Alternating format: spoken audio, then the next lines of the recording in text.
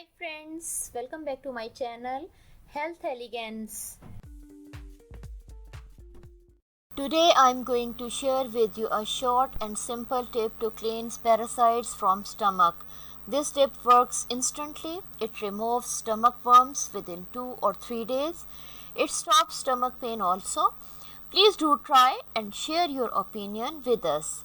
Now start the remedy. You will need just 2 ingredients.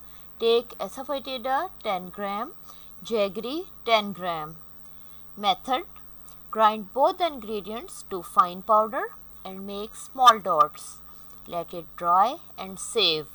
Give 1 to 2 tablets to your kid before going to bed with normal water. Use it for 2 to 3 days or until you get the desired result.